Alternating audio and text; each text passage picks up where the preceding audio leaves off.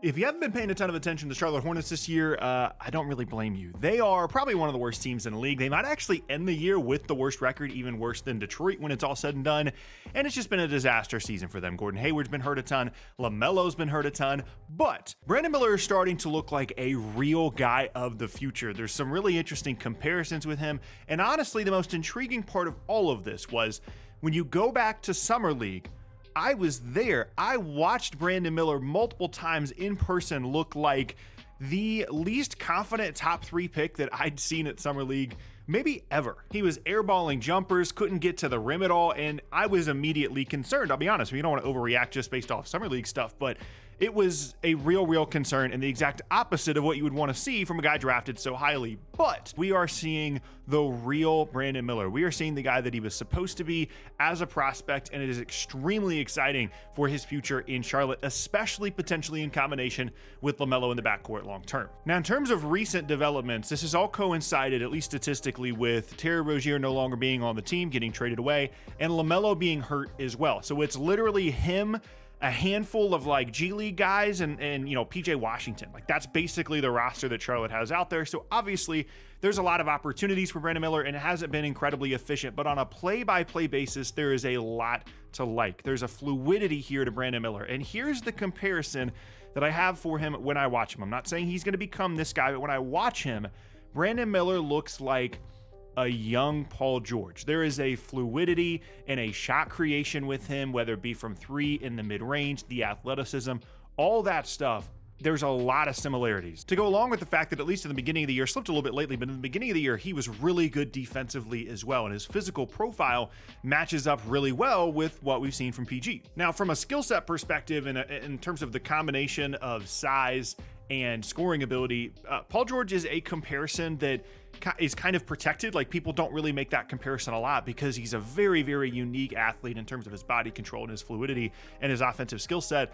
So I'm not saying this lightly, but I really think that the last couple of games, last couple of weeks, Brandon Miller has taken a bit of a leap here. And he's a very under-discussed rookie because, of course, we have Wemby, first overall, who's doing all kinds of crazy stuff. We have Scoot in Portland, who's had a very up-and-down years and playing off the bench a ton. And Brandon Miller, it feels like, is the guy that doesn't get talked about. And when you think about the future for Charlotte, what they've really needed is a star cornerstone player to kind of build around. I think that's what they hope still LaMelo will be if healthy. And one of the reasons they've continually reset their roster over the years is that they get good players. They get, you know, Kemba Walker. They signed Gordon Hayward in free agency, but they can't get, you know, Paul George level players on their roster. And it's very possible that Brandon Miller is going to turn into that. And I also really like the synergy of him alongside LaMelo. Unfortunately, we haven't gotten a very big sample size of that at all this season because when LaMelo was healthy, Brandon Miller wasn't playing as much as he is playing now. And then, of course, LaMelo's hurt once again. And so it's going to kind of be a little bit of a mystery what those guys actually look like on the floor together. But theoretically, I really like the fit because LaMelo is this unbelievable passer that's also a good three-point shooter and has good size. And then you've got Brandon Miller, who not only could be a complementary offensive piece as an off-ball spacer from 3, but also has a lot of shot creation stuff in there as well, whether it be in ball screens, working in the mid-range. And if he can continue to improve on his playmaking, having either one of those guys kind of creating or attacking off of closeouts, attacking off of advantages that the other guy gives them, is going to be really interesting and really exciting. Not to mention the fact that they both have fantastic size for their respective positions, and a combination of those two guys at their size, at their skill set, is an incredibly exciting foundation to build on in the future in Charlotte. And in terms of the future for Brandon Miller, I would say the two main points that I'd want him to improve on is one, his playmaking and his creation. It's still a little bit of that like Cam Thomas kind of feel where it's like if he gets into a ball screen action, he's either going to throw it to the guy on the roll if they're wide open, or he's going to shoot the ball. Like there's not a ton of kick out stuff. There's not a ton of, you know, vision in terms of his passing. That was kind of a downside for him in the draft process. Continuing to improve upon that. Now, granted, I don't really blame him at the moment. The rest of the team is terrible. It's not like they got a ton of floor spacers out there. And then also, I want to see him get to the rim a little bit more. He's such a good athlete that I don't want him to just fall back into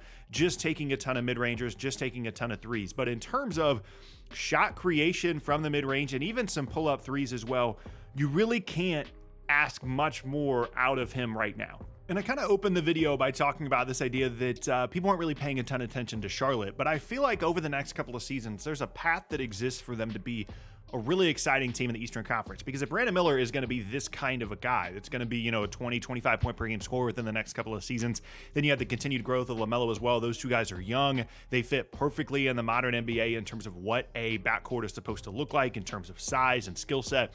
Mark Williams is there at the 5. He's been hurt all year. And then it's not super difficult. If you have creators in the backcourt and a rim protecting, rim rolling 5, it's not super difficult to find pieces at the 3 or at the 4 to fill things out around those guys. They're going to have some offseason questions with a variety of different players, some questions here at the trade deadline as well. But that is a foundation that is pretty easy to build on. Like, the hardest thing to find is the LaMelo Brandon Miller combination, assuming those guys continue to develop the way that it looks like that they will.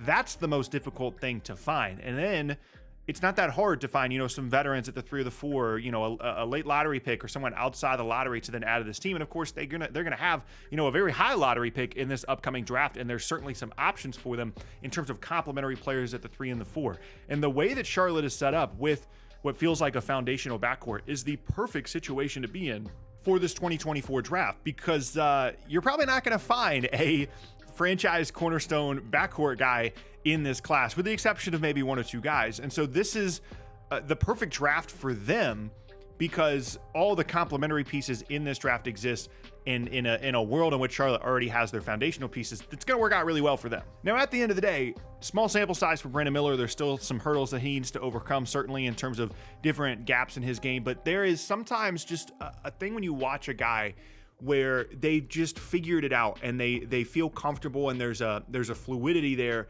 that is honestly pretty rare to see, and it feels like Brandon Miller has that. And again, I say that as someone that was at Summer League wondering if he was going to be like a complete bust within a couple of seasons, and now everything has just flipped for him from a confidence level, and it looks replicable. Like, he's making the right reads on a ton of ball screen stuff in terms of where to get on the floor to get to his spots.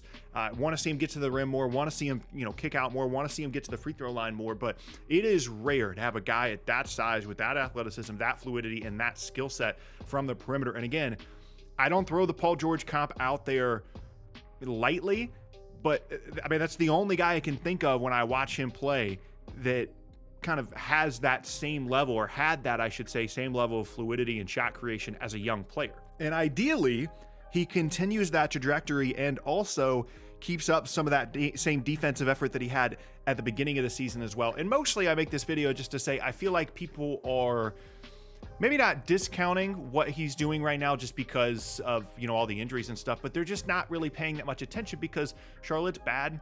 They're not necessarily all that exciting, and he almost got forgotten about the moment he was drafted because people didn't like the pick. They thought Scoot should have gone second. I was one of those people. And of course, everything that Wemby's doing. And there's some really exciting players in this draft class, and Brandon Miller deserves more of your attention, because if there is any player, I would argue, in this entire class that is turning into and being exactly what they were supposed to be as a prospect. If you go read the prospect profiles for Brandon Miller and show highlights of what he's doing right now, it is the exact same guy. If there's anyone in this draft that is doing that was drafted in the top 10 or the top 15, I think that guy is Brandon Miller. It's an incredibly exciting thing. I don't know if anybody's going to care because it's Charlotte and because it's a guy that, maybe people aren't paying a ton of attention to, but I am extremely excited about what I've seen the last couple of weeks here from Brandon Miller.